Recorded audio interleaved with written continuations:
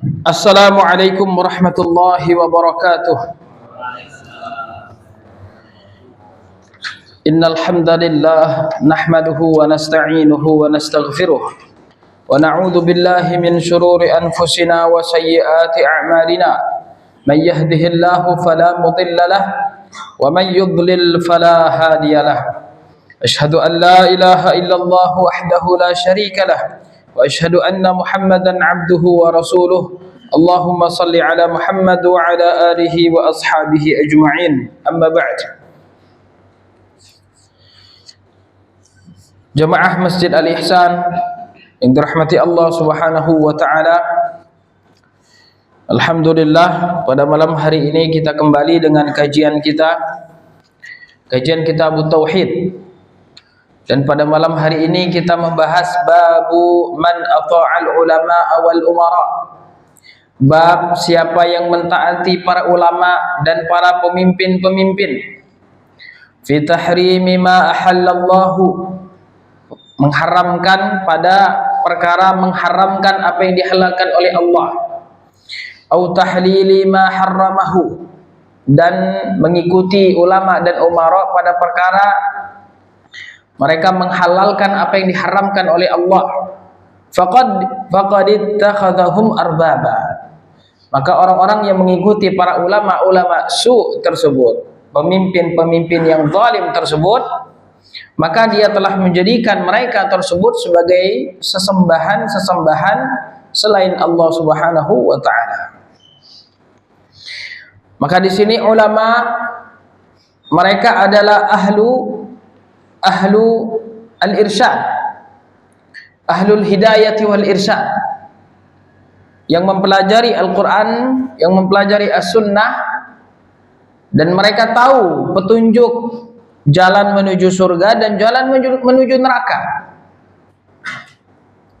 Sedangkan al-umara, jama' dari amir, mereka orang yang ditugaskan untuk mengokohkan hukum-hukum syariat tersebut dan kemudian menerapkannya, melaksanakannya, mengeksekusi. Maka al-umara adalah ahlul ilzami wat tanfidz, mereka yang mewajibkan warganya untuk mengikuti perintah tersebut dan kemudian melaksanakan hukum tersebut. Tayyib. Akan tetapi di sini ulama yang seharusnya menunjukkan manusia kepada agama Allah Subhanahu wa taala, tapi justru dia menyelisihinya. Dia mengharamkan apa yang dihalalkan oleh Allah atau menghalalkan apa yang diharamkan oleh Allah. Mengharamkan apa yang dihalalkan oleh Allah atau menghalalkan apa yang diharamkan oleh Allah Subhanahu wa taala. Atau umara yang kemudian mewajibkan manusia untuk mengikuti sesuatu yang bertentangan dengan syariat Allah Subhanahu wa taala. Dan ini berkaitan juga dengan siapa yang berhukum dengan hukum selain Allah Subhanahu wa taala. Siapa yang berhukum dengan selain hukum Allah Subhanahu wa taala, yang Allah Subhanahu wa taala sebutkan di dalam surat Al-Maidah ayat 44. Wa man lam yahkum bima anzalallahu faulaika humul kafirun. Barang siapa yang tidak berhukum dengan hukum Allah, apa yang diturunkan oleh Allah, maka mereka termasuk orang-orang kafir. Dalam ayat 45, wa man lam yahkum bima anzalallahu faulaika humudz zalimun. Barang siapa yang tidak berhukum dengan apa yang diturunkan oleh Allah, maka mereka termasuk orang-orang zalim.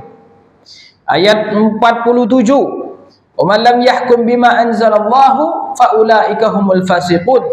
Barang siapa yang tidak berhukum dengan hukum Allah, maka mereka termasuk orang-orang fasik. Di sini kata para ulama, orang-orang yang berhukum tidak dengan hukum Allah Subhanahu wa taala, bisa jadi dia kafir,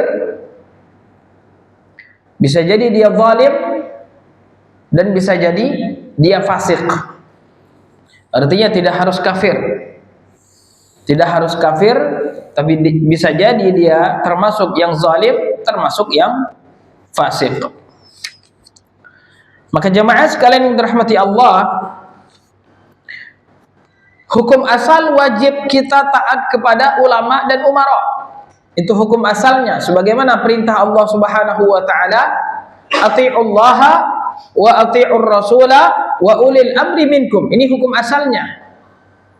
Kita wajib taat kepada ulama dan umara pada perkara pertama. Memang yang diperintahkan tersebut adalah perintah dari Allah. Perintah tersebut adalah perintah dari Allah. Ketika para ulama mengajak kita untuk salat, puasa, zakat, haji, maka kita wajib taat dengan mereka karena memang itu adalah perintah dari Allah Subhanahu wa taala. Tayyib. Yang kedua, pada perkara mubah yang pemerintah kemudian membuat sebuah aturan untuk kemaslahatan warganya, dan peraturan tersebut tidak bertentangan dengan Al-Quran dan As-Sunnah, maka ini juga kita sebagai warga, sebagai masyarakat, sebagai rakyat, kita wajib taat kepada pemerintah tersebut. Dan yang ketiga, apabila peraturan-peraturan tersebut bertentangan dengan Al-Quran dan As-Sunnah, maka kita haram mentaati ulama dan haram mentaati pemerintah tersebut, karena tidak ada ketaatan kepada makhluk yang di dalamnya terdapat kemaksiatan kepada Khaliq. La ta'ata li makhluqin fi ma'siyati al-Khaliq. Tidak ada ketaatan kepada makhluk yang di dalamnya ada kemaksiatan kepada Khaliq Allah Subhanahu wa taala. Maka firman Allah Subhanahu wa taala tadi, "Athi'ullaha wa athi'ur rasul." Perhatikan kata athi'ullah. Ini diulangi lagi ketika Allah mengatakan ati'ur rasul. Tetapi ketika Allah memerintahkan taat kepada ulil amri, Allah tidak mengulangi kata ati'u. Nah, ini kata para ulama menunjukkan ketaatan kepada Allah dan ketaatan kepada Rasul adalah ketaatan yang mutlak. Ketaatan kepada Allah dan taat kepada Rasul adalah ketaatan yang mutlak. Artinya tidak boleh kemudian kita membantah, tidak boleh kita membangkang. Apalagi kata Allah Subhanahu wa taala berkaitan dengan Rasul, "Wa ma atakumur rasulu fakhudhuh." Apa yang didatangkan oleh Rasul sallallahu alaihi wasallam maka ambillah. Maka secara mutlak kita harus mengambil dan tidak boleh kita kemudian memikirkan, kemudian membandingkan atau apalagi kemudian menolak. Tayyib. Dan Rasul sallallahu alaihi wasallam juga mengatakan di dalam hadis Bukhari, di dalam hadis Muslim, kata Nabi sallallahu alaihi wasallam, "Ma nahaitukum anhu fajtanibuh." Apa yang saya larang maka jauhilah. "Wa ma amartukum bihi fa'tu minhu mastata'tum." Dan apa yang saya perintahkan maka lakukanlah sesuai dengan kemampuan kalian. Jadi kita langsung diperintahkan lakukanlah. Jadi tidak boleh kita menimbang sesuai apa tidak dengan akal, sesuai apa tidak dengan zaman dan masa, cocok apa tidak dengan masyarakat, tidak. Tapi kata Rasul, "Fa'tu minhu," tetapi mastata'tum, sesuai dengan kemampuan kalian. Nah, di sini juga kata para ulama, meninggalkan larangan itu lebih mudah daripada menjalankan perintah.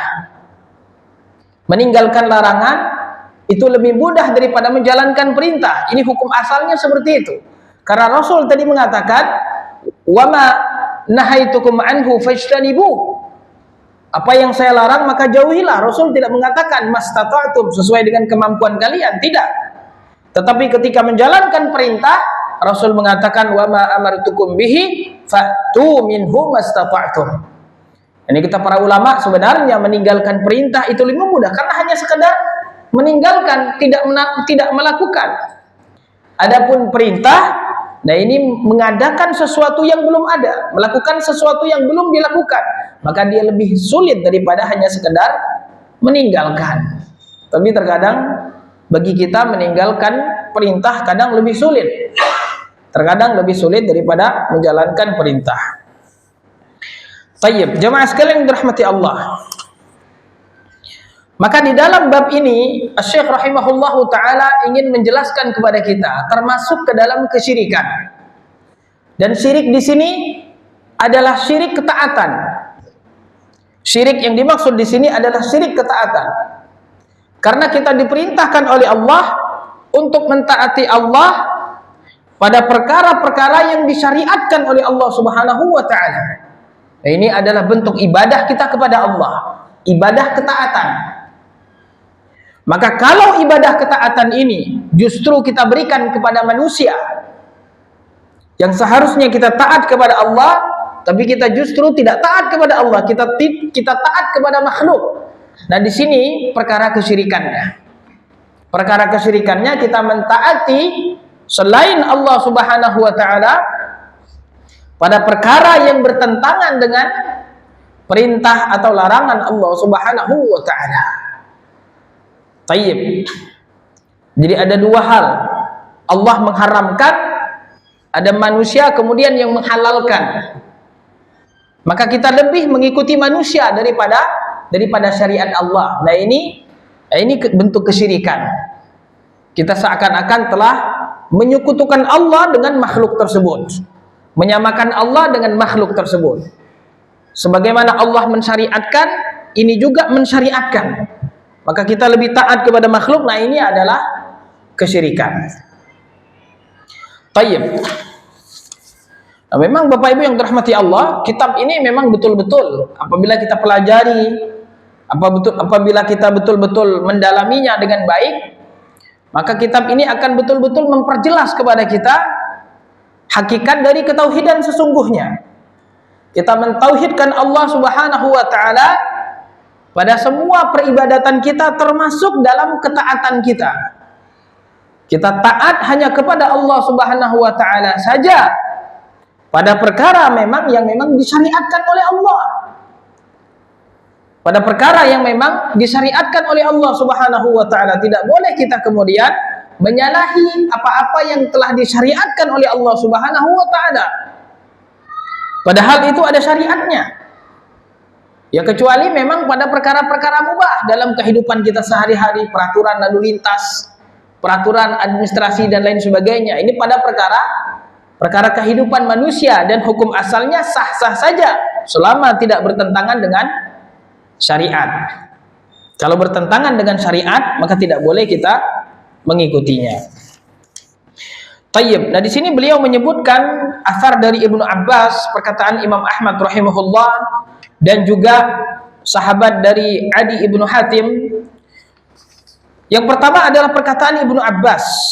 Wa qala Ibnu Abbasin yushiku an tanzila alaikum hijaratun minas sama'.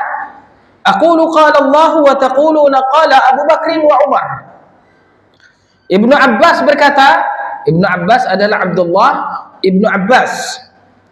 Kata beliau, yushiku an tanzila alaikum hijaratun minas sama'.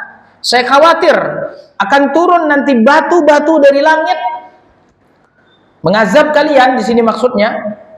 Dan batu-batu azab tersebut pernah turun, sebagaimana batu-batu yang dilemparkan kepada tentara Abraha, dan juga batu-batu yang dilemparkan kepada kaum Lut. Maka Ibnu Abbas di sini khawatirnya karena kata beliau, aqulu qala Rasulullah, saya mengatakan ini perkataan Rasul, wa taquluna qala Abu Bakar wa Umar, dan kalian kemudian mengatakan ini perkataan Abu Bakar dan Umar. Artinya ketika sudah ada perkataan Rasul yang sudah jelas di hadapan mereka, tapi kemudian mereka lebih memilih perkataan Abu Bakar dan Umar daripada perkataan Rasul sallallahu alaihi wasallam, maka dianggap oleh Ibnu Abbas adalah kemungkaran yang besar yang mengundang azab Allah Subhanahu wa taala. Ini adalah kemungkaran yang besar yang mengundang azab Allah Subhanahu wa taala. Nah, ini jemaah sekalian dirahmati Allah, ketika seseorang serius di dalam beragama, terkadang permasalahannya adalah dia diuji. Diuji apakah dia benar serius di dalam beragama atau kemudian hanya ikut-ikutan saja. Nah, kita sebagai umat Nabi Muhammad SAW yang telah ditinggalkan kepada kita dua perkara, maka tuntunan kita di dalam beragama ini hanya dua, yaitu Al-Quran dan As-Sunnah.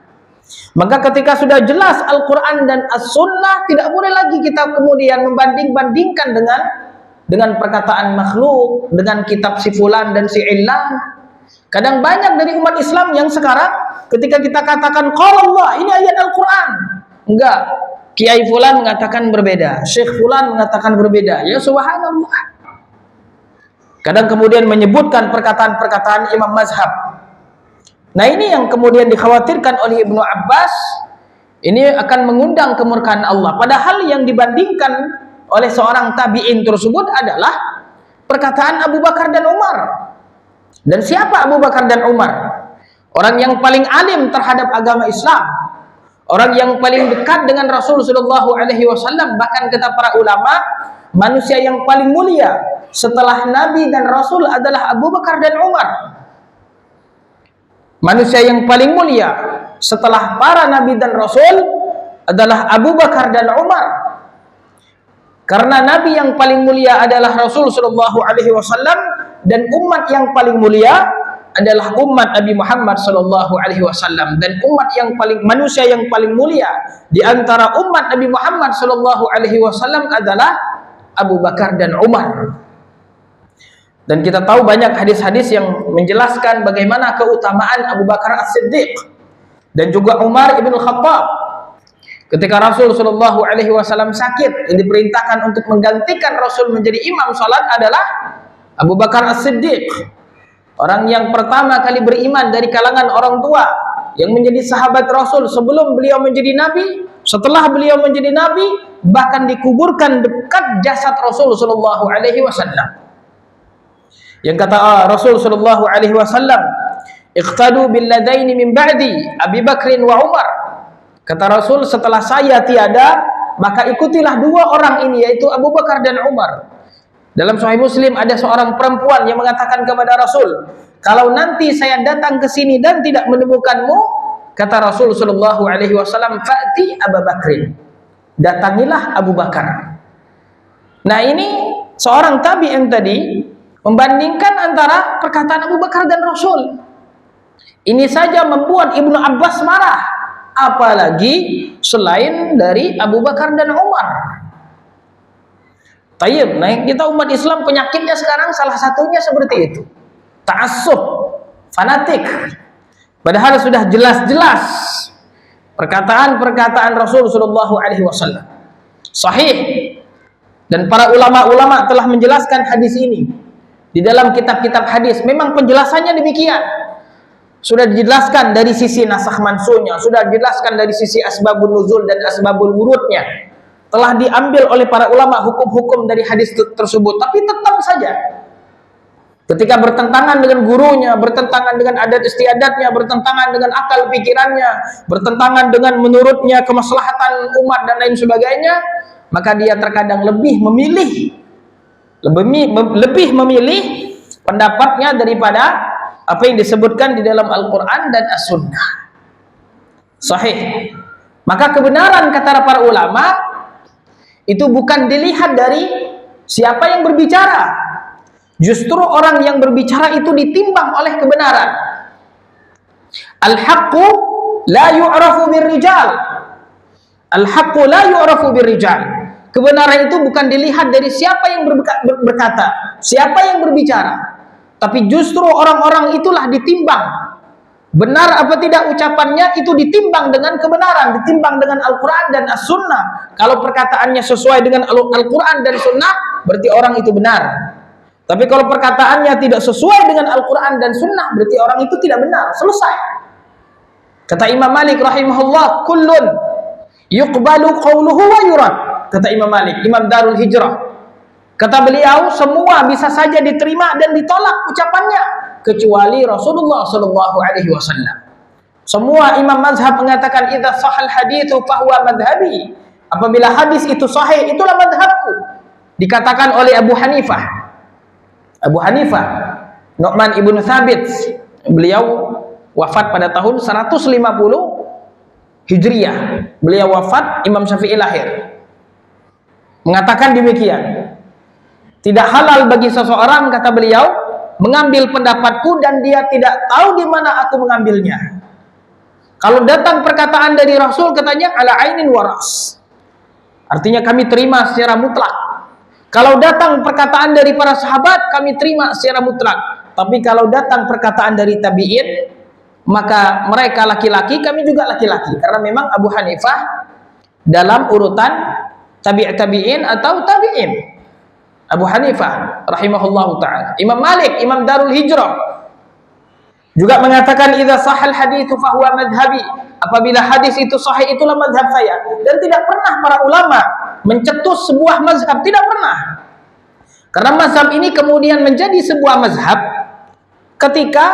ketika para murid-muridnya kemudian meneruskan ilmu dari guru-gurunya tersebut sampai masa kita sekarang. Dan yang bermazhab ini adalah para tulabul ilmi, para ulama, para thalibul ilmi yang memang paham dengan mazhab. Mereka yang bermazhab. Adapun kita orang-orang awam sesuai dengan tuntunan Al-Qur'an. Fas'alu ahla dzikri in kuntum la ta'lamun. Tanyakanlah para ulama apabila kalian tidak mengerti. Kita tidak diwajibkan bermazhab karena memang tidak ada dalilnya.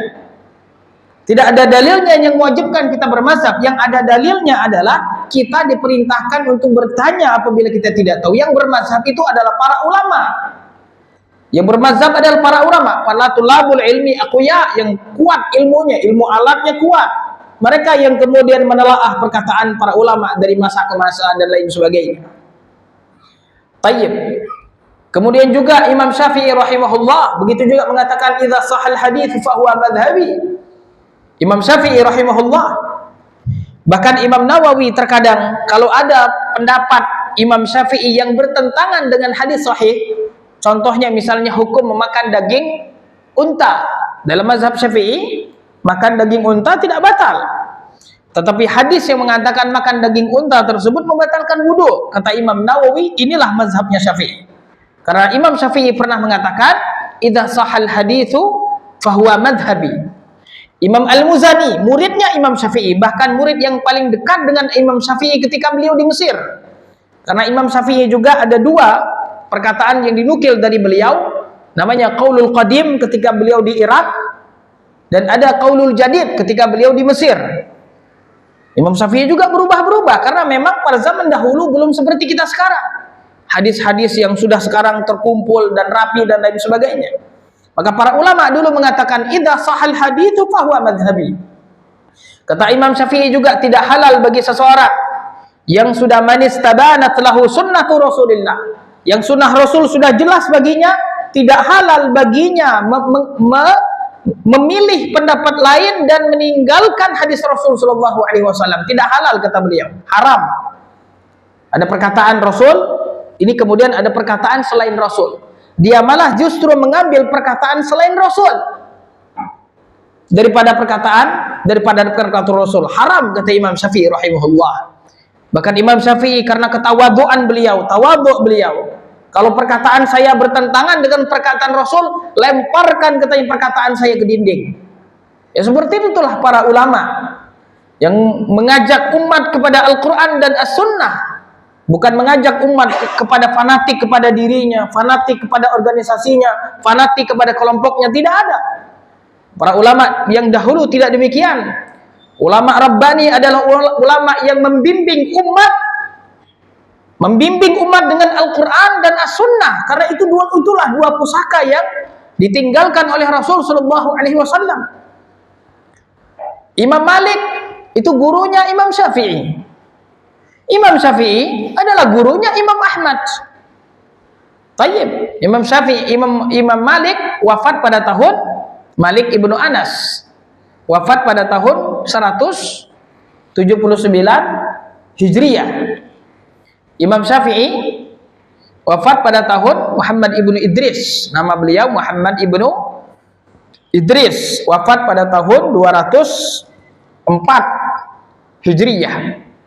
Imam Ahmad ibnu Muhammad ibnu Hanbal Asy-Syaibani wafat pada tahun 241 Hijriyah. Memang antara guru murid. Tayyib. Dan ilmu mereka adalah ilmu yang bersumber dari Al-Quran dan As-Sunnah. Pemahaman mereka adalah pemahaman yang tinggi dan mulia. Dan kita ketika memahami Al-Quran dan As-Sunnah, mengambil pemahaman mereka dan tidak boleh kita keluar dari pemahaman para ulama. Ini juga harus kita pahamkan kepada umat. Bukan berarti kita mengikuti Al-Quran dan Sunnah kemudian kita menyamakan kepala kita dengan kepala Imam Syafi'i. Tidak. Jangan sampai kita memahami Al-Quran dan Sunnah keluar dari pemahaman mereka. Jangan sampai kita juga memahami seperti mereka memahami. Tidak. Tetapi kita memahami Al-Quran dan As-Sunnah mengikuti pemahaman mereka. Mengikuti pemahaman mereka. Bagaimana Imam Syafi'i memahami ayat ini, bagaimana Imam Ahmad memahami ayat ini. Demikian cara kita memahami Al-Quran dan As-Sunnah. Dan juga kita tidak boleh mendatangkan suatu perkataan, tidak boleh kita mendatangkan suatu pendapat yang tidak ada pendahulu sebelumnya. Maka kita kalaupun misalnya mengambil pendapat yang kuat di antara pendapat-pendapat imam mazhab yang 4, maka kita pilih salah satunya. Jangan kemudian kita membuat pendapat yang baru. Para ulama dalam hal ini berbeda empat pendapat misalnya. Terus kemudian kita tambah lagi satu, pendapat Syekh Al-Ihsan. Nah ini rusak kita. Karena pemahaman kita jauh dari pemahaman para ulama-ulama terdahulu. Kata orang itu bainas sama'i was sumur, antara langit dan bumi. Pemahaman kita. Maka kita memahami Al-Quran dan Sunnah, mencontoh, mengambil, melihat dari pemahaman para ulama-ulama terdahulu. Kalau mereka ijma sepakat, alhamdulillah. Kalau kebanyakan mereka yang mengatakan demikian, jumhur para ulama, alhamdulillah. Tapi kalau satu sama lain saling berbeda pendapat, nah ini tugas para ulama yang hidup di zaman sekarang dan tugas para thalibul ilmi. Melihat pendapat yang paling kuat yang mana. Pendapat yang kuat itu yang kita ambil, dan kita memberikan uzur kepada ulama yang beda pendapat, dan tidak boleh kita kemudian mencela. Tidak boleh kita kemudian mencela pendapat yang berbeda dengan kita. Tidak boleh kita kemudian menjelek-jelekkan ulama lain karena berbeda pendapat dengan kita. Tidak. Karena pendapat-pendapat tersebut, yang saya maksud ini dalam bab fikih tentunya, bukan dalam bab akidah. Kalau bab akidah tidak ada perbedaan pendapat antara para ulama. Yang kita maksud adalah dalam bab fikih. Memang betul para ulama berbeda pendapat, sebagaimana dulu para sahabat dan para tabi'in juga berbeda pendapat dalam bab fikih. Pada perkara-perkara yang memang ada ruang ijtihad di situ. Tapi kalau akidah tidak ada ruang ijtihad. Dalam bab akidah tidak ada ruang ijtihad, tidak ada ruang kita meminta pendapat seseorang. Karena bab akidah adalah bab al-ghaib, perkara gaib. Yang adanya adalah nas Al-Quran dan Sunnah. Yang adanya adalah ini benar, itu salah. Nah, ini dalam bab akidah. Tapi kalau dalam bab fikih, maka kita di sini toleransi. Toleransi. Tapi bukan toleransi kebablasan seperti yang kemarin-kemarin. Ada paus datang ke Indonesia katanya toleransi. Sampai azan aja katanya dipakai rain tayyib. Kemudian umat Islam berbondong-bondong, ya, cium tangan, mengatakan Bapak suci dan lain sebagainya. Ini kebablasan. Ya, ini kebablasan. Orang yang mengatakan Allah punya anak, ya, orang yang ingin menginjilkan seluruh manusia. Dan kita ini dianggap domba-domba yang tersesat yang ingin mereka selamatkan. Ya. Dan biang kerok penjajah juga agama mereka. Nggak ada dulu penjajah pakai jenggot dulu, pakai jubah ngejajah Indonesia dulu, nggak ada. Yang jajah ini orang-orang barat dulu. Tayyib. Tetapi ketika mereka datang seakan-akan bahkan ada yang minta berkah itu. Minta berkah dan lain sebagainya. Nah, ini rusak akidah kita. Ini toleransi kebablasan. Kita kalau ayah kita saja dihina, dicela, kita bukan main marahnya. Nah, ini Allah dicela. Ketika mereka mengatakan Allah punya anak, Allah marah, Allah murka. Ini dianggap celaan oleh Allah Subhanahu wa taala. Allahu lam yalid wa lam yulad. Allah Maha Suci, tidak beranak dan tidak diperanakan. Ini mengatakan Allah punya anak. Ini merendahkan derajat ketuhanan Allah Subhanahu wa taala sebagai pencipta alam semesta. Kata Allah dalam surat Maryam, "Laqad ji'tum syai'an idda." Takadus samawati yatafattarna wa tanshaqqul ardu wa takhirrul jibalu hadda an da'u lirrahmani walada. Sungguh kata Allah, kalian telah mendatangkan suatu kemungkaran besar. Hampir saja kata Allah, takadus samawati yatafattarna, hampir saja langit itu mau pecah. Bumi itu mau terbelah. Wa takhirrul jibalu, dan gunung-gunung tersebut mau runtuh. An da'u lirrahmani walada. Karena ada manusia yang mengatakan Allah punya anak. Ini celaan yang besar terhadap Allah Subhanahu wa ta'ala. Tapi kini kemudian justru yang diagung-agungkan, sampai azan saja diberhentikan, ini bukan main ya. Tayyib. Ini kadang ada umat juga yang bertanya, Ustaz itu gimana tuh yang mencium tangannya, yang apa segala macamnya, profesor itu, profesor di Majelis Istiqlal, ada tokoh-tokoh di situ. Nah inilah kita diuji tadi. Kita mengikuti Al-Quran atau mengikuti manusia. Ya memang manusia-manusia fulus, susah diikuti. Mengikuti ulama-ulama betul-betul, yang ulama-ulama yang rabbani, yang lurus, yang mengajak kepada Al-Quran dan As-Sunnah. Tayyib. Allah Subhanahu wa ta'ala mewajibkan kita untuk kufur kepada orang-orang kafir. Bahkan salah satu dari pembatal Islam adalah malam yukaffiril musyrikina au syakka fi kufrihim. Barang siapa yang tidak mengkafirkan orang kafir, atau dia ragu-ragu terhadap kekafiran orang-orang kafir. Ini sebagian tokoh-tokoh itu nggak mau dia menyebut Yahudi dan yang Nasrani itu kafir, nggak mau dia. Tayyib, dia nyebutnya ahlul kitab. Bahkan mereka mengatakan ya kita ini sama gitu. Ntar di surga kita bareng-bareng. Apain kita berantem? Tayyib, Allah itu luas rahmatnya. Gitu kan. Allah itu tidak melihat agama seseorang. Allah lihat itu adalah akhlak dan budi pekerti. Dalilnya apa? Islam rahmatan lil alamin. Nah seperti itu dalilnya. Nah dia hanya melihat Islam sebagai rahmat, betul. Tapi Islam itu awalnya, makna Islam itu adalah al-istislam. Al-istislam, kita menyerahkan diri kita kepada Allah dengan mentauhidkannya, taat dan tunduk kepadanya. Nah itulah Islam. Ketika kita menyerahkan diri kepada Allah, baru kemudian turun rahmat-rahmat dari Allah di dunia dan di akhirat. Tayyib. Nah ini kadang seperti itu mereka biasa. Ini kelompok murjiah kalau zaman dahulu, yang selalu mengenteng-entengkan sesuatu. Gak apa-apa asal jangan diyakini gitu. Salam 5 agama gak apa-apa asal jangan diyakini. Nyembah Yesus gak apa-apa asal jangan diyakini. Ini rusak. Mengatakan agama sama itu sudah cukup untuk mengeluarkannya dari Islam. Kalau ada orang mengatakan agama itu sama, atau dia kemudian di dalam hatinya membolehkan, nah ini sudah cukup untuk mengeluarkannya dari Islam. Na'udzubillah. Inna dina indallah il-Islam. Wa may yabtaghi ghairal islami dina falan yuqbala minhu wa huwa fil akhirati minal khasirin. Kata Allah, siapa yang mencari agama Islam tidak akan diterima oleh Allah. Maka satu-satunya agama yang menghantarkan ke surga hanyalah Islam. Selain Islam itu mengantarkan kepada ke neraka, dan tidak ada keraguan seorang muslim dalam hal tersebut.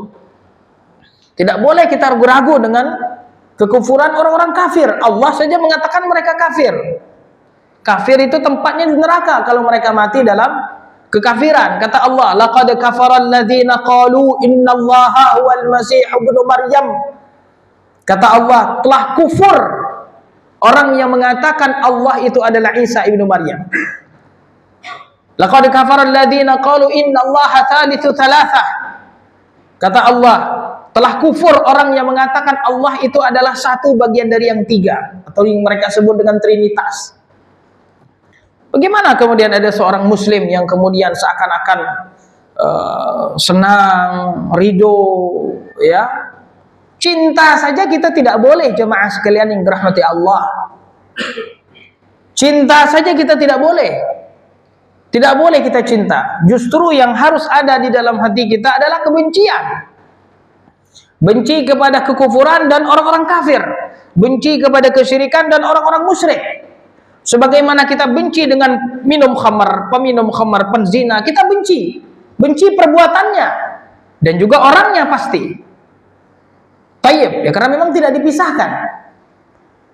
Ya, tetapi kita benci di situ bukan karena orangnya, kita benci karena kemaksiatan yang dia lakukan. Inilah yang disebut dengan al-hubbu fillah wal bughdhu fillah. Kita cinta karena Allah dan benci pun kita karena Allah. Kita membenci apa yang dibenci oleh Allah Subhanahu wa taala. Inilah yang disebut dengan al-wala dan al-bara. Kata Nabi sallallahu alaihi wasallam, "Salasun man kunna fihi wajada bihinna halawatal iman." Ada 3 hal yang apabila terdapat pada diri seseorang, dia akan merasakan manisnya iman. Yakunallahu wa rasuluhu ahabba ilaihi mimma siwahuma. Ketika dia menjadikan Allah dan Rasulnya lebih dia cintai dari semuanya. Kita dalam bab hidup, Islam adalah nomor 1 di dalam kehidupan kita. Tidak ada yang lebih tinggi daripada agama. Ini kalau ada agama, kemudian negara. Ini ada agama, ini negara. Ini belak-belakan saja ini. Tayyib. Mau ada densus, mau ada apa ya sambil belajar. Ini ada agama, ini adalah ada negara. Tayyib. Mana yang harus dikedepankan? Yang seharusnya berbarengan. Negara harus mengikuti agama. Tayyib. Tetapi dari sisi apa yang harus dipegang, kemudian apa yang harus dijalankan adalah perintah agama. Dan tidak boleh negara kemudian bertentangan dengan agama. Harus berjalan, harus beriringan, harus tunduk dan patuh. Karena memang negara ini adalah kesepakatan kita. Anugerah dari Allah untuk umat Islam yang memang harus kita jaga. Kita syukuri kemerdekaan yang Allah berikan. Tapi kemudian tidak menjadikan seakan-akan negara bertentangan dengan agama. Ini kerjaan orang-orang liberal. Nah kalau demikian kemudian sudah ketika ditabrak-tabrakan, udah ente agamis katanya. Ini nasionalis. Tidak ada istilah-istilah seperti itu. Justru umat Islam inilah orang-orang yang nasionalis, orang yang cinta tanah air, yang telah terbukti dari zaman Rasul Shallallahu Alaihi Wasallam sampai kemerdekaan Indonesia. Para ulama-ulama dan para santri-santri yang membebaskan Indonesia dari penjajahan, justru orang-orang kafir tersebut, mereka justru yang menjajah. Tayyib. Maka perintah Allah itu di atas segala-galanya, tidak boleh kemudian kita tabrak-tabrakan, tidak boleh. Perintah Allah di atas segala-galanya, agama di atas segala-galanya. Walaupun siapapun saya, karena saya ini bakal mati. Kalau kita sudah mati itu tidak ada lagi pertanyaan. Negara mana mas? Nggak ada lagi. Selesai kita. Mau dari Eropa, mau dari Afrika, mau dari Indonesia, semuanya ditanya. Marrabbuka, madinuka, waman hadar rajul alladhi bu'itha ilaik. Seperti itu. Ditimbang kita di Sirat, melewati kita jembatan Sirat. Ditimbang kita di mizan, melewati jembatan Sirat, dikumpulkan kita di mahsyar. Semuanya yang menjadi rujukan kita, yang menjadi kemudian pertimbangan kita adalah amal soleh kita. Faman ya'mal mithqala dzarratin khairan yarah, wa man ya'mal mithqala dzarratin syarran yarah. Dan amal soleh adalah amal yang memang didasari dengan keimanan dan ketauhidan. Amal itu disebut dengan amal soleh kalau dia sesuai dengan iman dan ketauhidan. Kalaupun itu adalah perbuatan baik, tetapi tidak didasari dengan keimanan, ketauhidan, tidak akan diterima oleh Allah. Berapa juta orang-orang kafir sedekah, tidak sedikit pun sedekahnya diterima oleh Allah karena dia kafir. Tidak ada amal soleh yang diterima oleh Allah Subhanahu wa taala kecuali yang didasari dengan ketauhidan. Azan dulu. Barakallahu fiikum.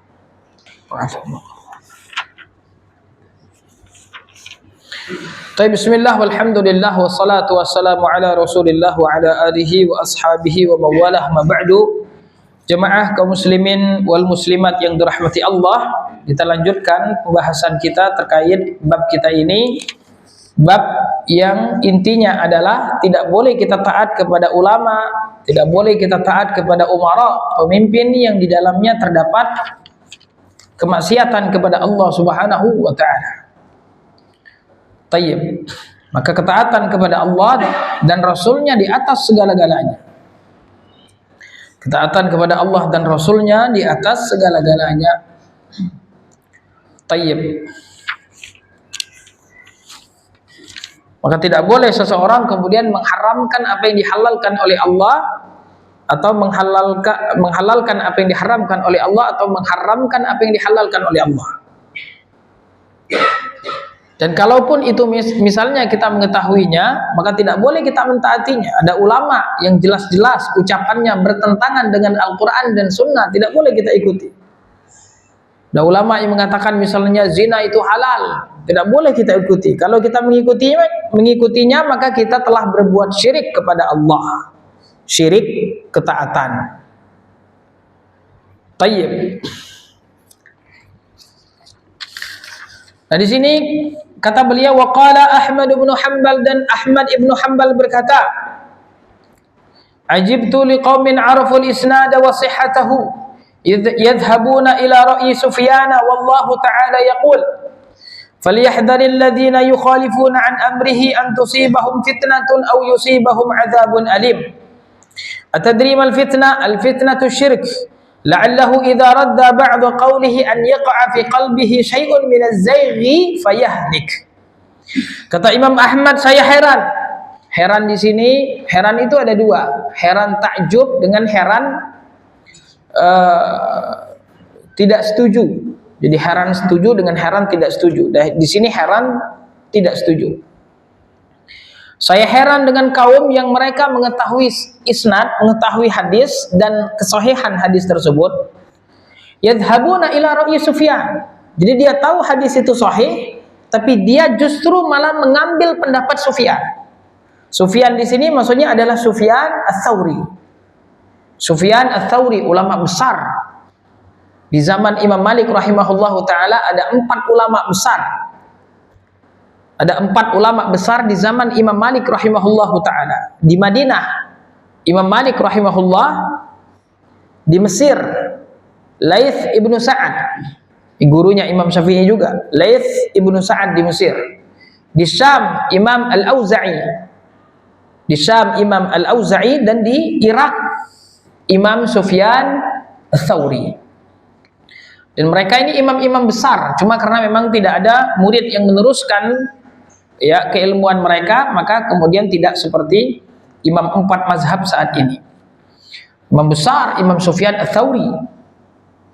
Tayyib. Bahkan ada yang mengatakan beliau ini seperti Abu Bakar dan Umar di zaman Rasul sallallahu alaihi wasallam, keilmuan beliau yang tinggi. Nah, kata Imam Ahmad rahimahullah, saya heran, ada seseorang yang tahu hadis itu telah sahih, tapi dia justru mengambil pendapat Sufyan. Yang padahal ulama besar ini.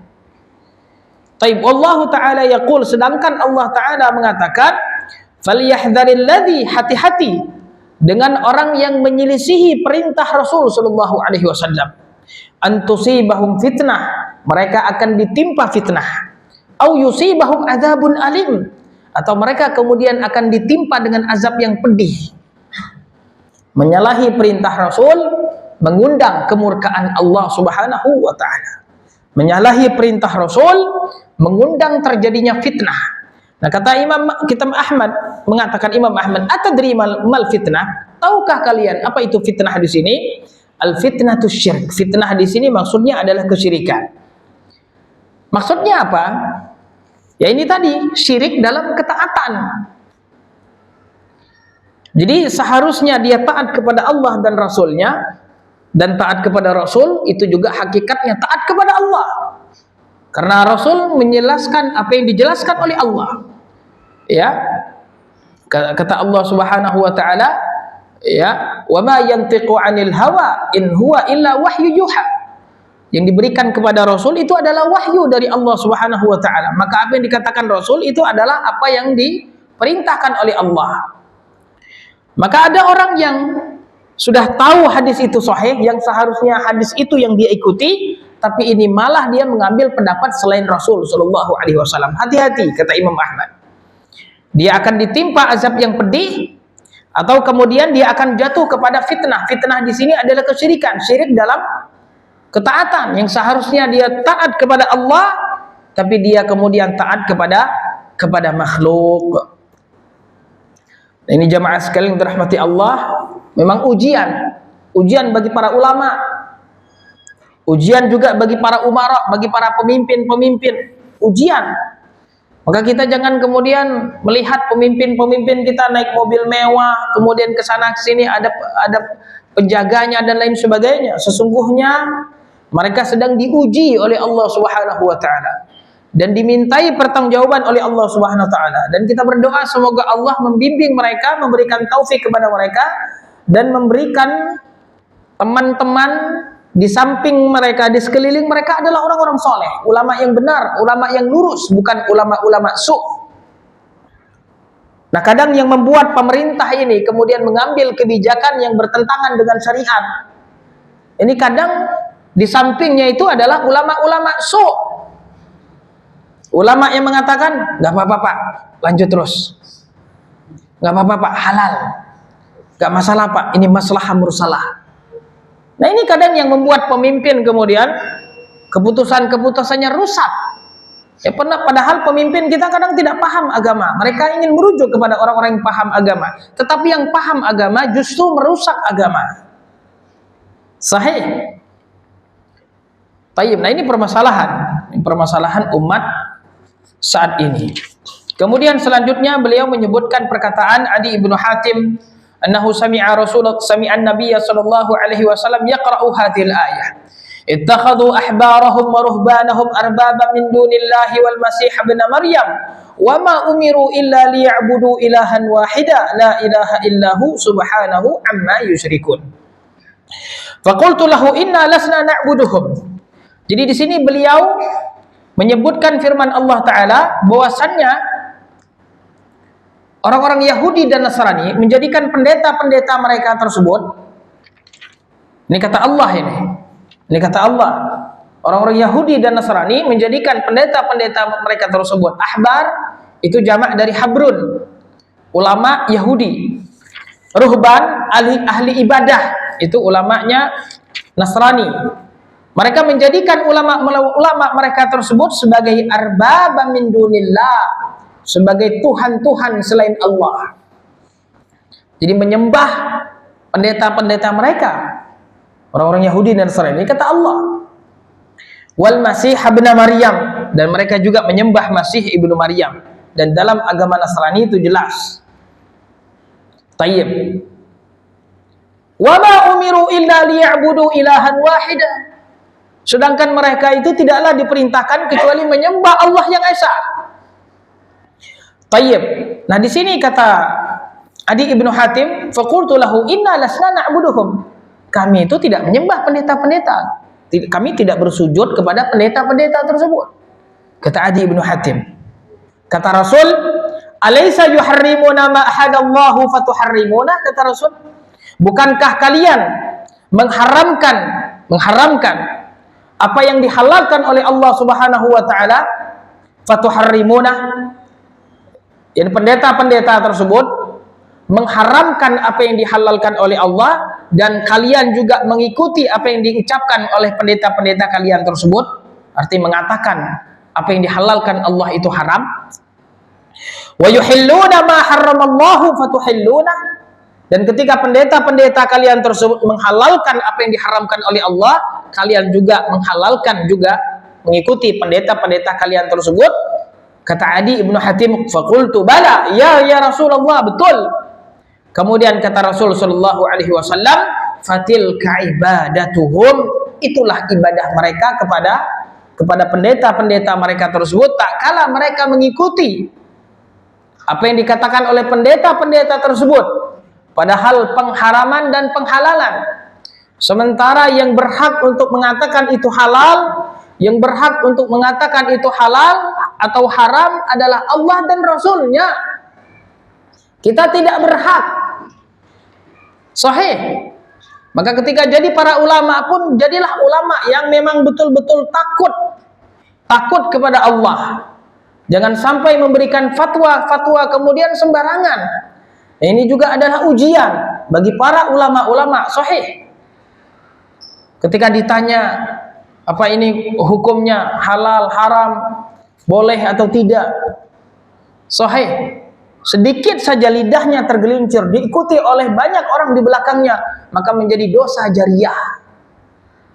Sahih, menjadi dosa jariah sepanjang masa. Na'udzubillah. Riwayat Ahmad, Tirmidzi, dan dihasankan oleh Imam Tirmidzi. Tayyib. Bapak Ibu yang dirahmati Allah Subhanahu wa taala, di sini pembahasan terakhir terkait hukum orang yang berhukum tidak selain dengan hukum Allah Subhanahu wa taala. Ini juga harus kita sampaikan. Sebagaimana tadi di muqaddimah, Allah katakan di dalam surat Al-Maidah ayat 44, 45, 47. Barang siapa yang tidak berhukum dengan hukum Allah, dia termasuk kafir. Yang tidak berhukum dengan hukum Allah, dia termasuk zalim. Yang tidak berhukum dengan hukum Allah, dia termasuk fasik. Kata para ulama, orang yang tidak berhukum dengan hukum Allah, keadaannya ada tiga ini. Kadang dia jadi kafir, kadang jadi dia zalim, tidak kafir. Kadang dia adalah fasik, tidak kafir. Nah, ini ada rinciannya. Kapan seseorang itu menjadi kafir? Yang pertama, apabila dia meyakini bolehnya berhukum dengan hukum selain Allah. Jadi di dunia ini kita katanya boleh membuat syariat, sama seperti Allah membuat syariat, gak masalah. Ini hukumnya kafir ini, na'udzubillah. Jadi dia membuat agama seperti agama Allah. Ya, jadi Allah mengharamkan zina, enggak, zina itu halal katanya. Allah mengharamkan khamar, enggak, khamar itu katanya halal, no problem. Nah, ini kafir, na'udzubillah. Yang kedua, idza i'taqada anna hukma ghairillahi mithla hukmillah, mithlu hukmillah. Barang siapa yang meyakini katanya hukum Allah itu sama dengan hukum manusia. Hukum manusia itu sama dengan hukum Allah. Sama katanya. Sama kuatnya. Nah, ini na'udzubillah kafir. Ini menyamakan Allah dengan makhluknya. Atau juga dia meyakini bahwasanya hukum manusia itu lebih bagus daripada hukum Allah. Hukum Allah itu enggak cocok lagi zaman sekarang. Kita hidup di 2024. Nah, ini juga kafir. Karena dia lebih mengutamakan hukum selain Allah daripada hukum Allah. Tetapi hukum kafir atau tidaknya bukan tugas kita, tapi tugas para ulama. Tugas para ulama. Iqamatul hujjahnya adalah tugas para ulama. Jadi tidak serta-merta ada orang yang berhukum selain dengan hukum Allah kemudian dikatakan kafir, tidak. Para ulama yang kemudian menelaah. Pertama, orang itu paham apa tidak? Ada syubhat apa tidak di kepalanya? Para ulama yang menjelaskan. Kemudian apakah dia ucapkan tersebut dia dalam keadaan sadar dan lain sebagainya? Artinya di sini harus pembahasannya pembahasan para ulama, bukan pembahasan kita. Kalau pembahasan ini diberikan kepada umat nantinya jadi mengkafirkan, na'udzubillah. Ini akan rusak dan inilah petaka kelompok Khawarij. Petaka kelompok Khawarij yang salah di dalam memahami nas, tidak mengikuti para ulama, sembarangan di dalam mengkafirkan, akhirnya kemudian mengkafirkan orang yang tidak kafir. Ini kelompok Khawarij yang dikatakan mereka adalah kilabun nar dari zaman dahulu sampai zaman sekarang. Gara-gara salah di dalam memahami nas, gara-gara tidak mengikuti para ulama. Ada kaidah-kaidahnya, tidak mudah. Tidak mudah. Hukum asal seseorang itu adalah muslim. Tidak boleh dikeluarkan dari Islam sampai memang betul-betul dia telah melakukan kekufuran, syarat-syaratnya sudah terpenuhi, mawani'nya sudah tidak ada lagi, dia sadar, tidak ada paksaan, dia paham, tidak ada syubhat. Tayyib. Baik, kita cukupkan sampai di sini. Barakallahu fiik. Ini panjang pembahasannya. Mudah-mudahan nanti ya bisa kita lanjutkan. Barakallahu fiikum. Ya. Tayyib. Nanti kalau ada yang bertanya boleh nanti WA Abu Zahra. Nanti Abu Zahra yang jawab atau ya? Bu Zahra nanti yang WA saya, nanti bisa kita jawab. Barakallahu fikum wa jazakumullahu khaira walhamdulillahi rabbil alamin. Wassalamualaikum warahmatullahi wabarakatuh.